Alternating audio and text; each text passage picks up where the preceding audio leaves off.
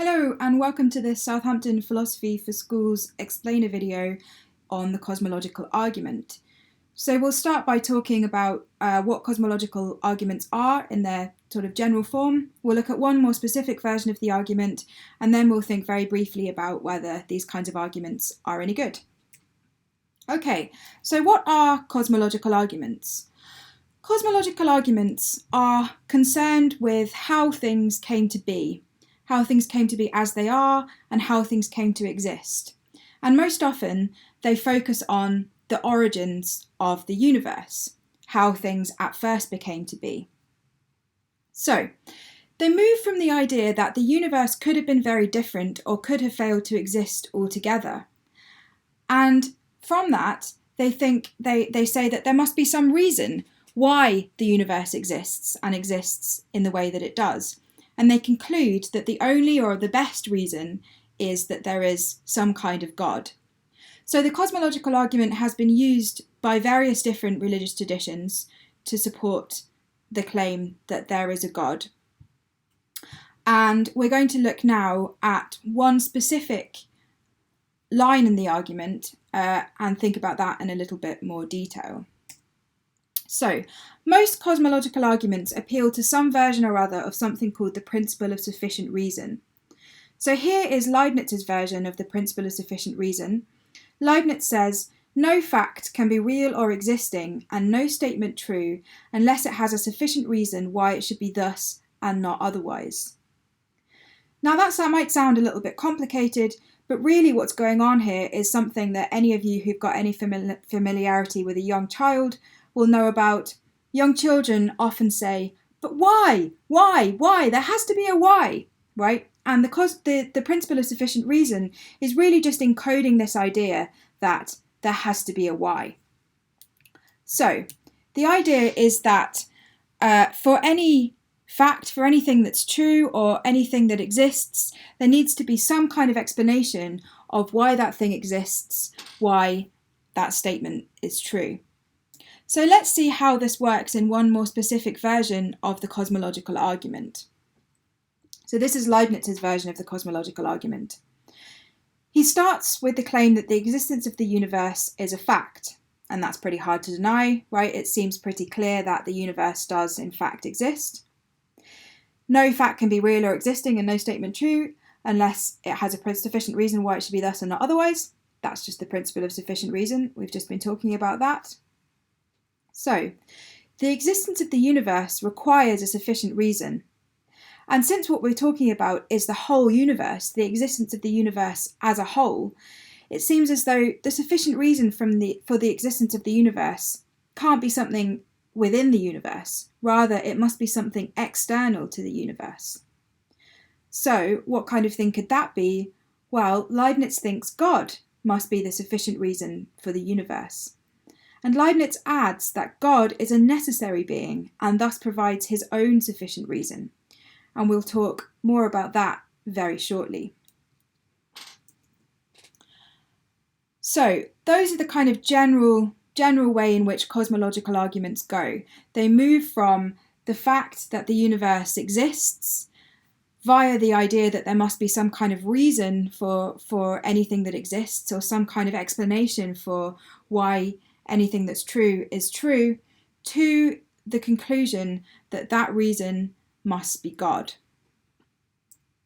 Okay, so now let's have a quick think about whether or not that kind of argument is any good, whether or not the argument works. So here are a couple of just very quick objections to cosmological arguments that have been talked about by philosophers. So first, we might wonder about what caused God. So we've said that cosmological arguments start from the idea that every fact has a sufficient reason or a cause, and then concludes with the existence of something uncaused. So what's that about? We said everything has to have a cause or a sufficient reason, and then we conclude that there's something that doesn't have a cause or a sufficient reason. And somehow that's supposed to be a good argument. That sounds kind of weird. What's going on there? Well, we have to distinguish between what we can call necessary and contingent existence. So, almost everything that exists contingently, and what that means is just that it might not have existed.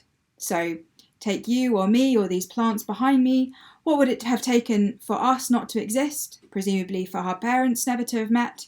For those plants behind me not to have existed, I would have had to not take the cuttings of them that I in fact took from other people's plants, right?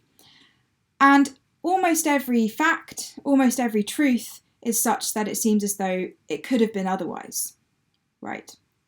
Now, some facts are not like this. So here's an example. You might think the fact that 2 + 2 = 4 couldn't have been otherwise. There's no way in which 2 + 2 might have equaled something else, right? 2 + 2 has to equal 4. Similarly, you might think that there are some things that exist necessarily. There's no way in which those things could have failed to exist. Now, what kind of things might they be? Well, perhaps numbers again might be the kind of thing that had to exist. But another example is God. So maybe there's just no way in which God could have failed to exist. God is a necessary existent. And if you think that's right, then you might think necessary existents are the kinds of things for which we don't need to seek a cause for their existence, some reason for their existence, because it seems as though the reason for their existence is contained in the very fact of their existence. They have to exist, right? There is no alternative. And so that's how Leibniz's version of the argument is supposed to avoid this kind of objection, because his principle of sufficient reason doesn't apply to necessary beings. Now, we've just said that the principle of sufficient reason says that every fact has a sufficient reason, but God is an exception. Why is God an exception? Because the fact that God exists is a necessary fact. God himself is a necessary being. But what if we think of the universe itself as a necessary being?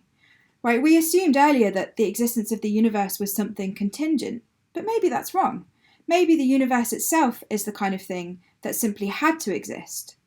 And if that's right, then it seems that the universe is an exception to the principle of sufficient reason, and that the cosmological argument fails as an argument for the existence of God. So I'm going to leave that with you to think a little bit more about.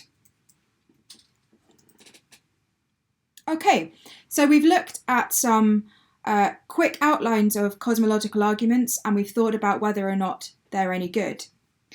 Now, if you want to look at another of my explainer videos, you will see there's one on the Kalam cosmological argument, and that argument is designed to avoid the kind of objection that I mentioned at the very end there, which says that we might think of the universe itself as a necessary being. So if you want to learn some more about that, have a look at my next video. Okay, thanks very much.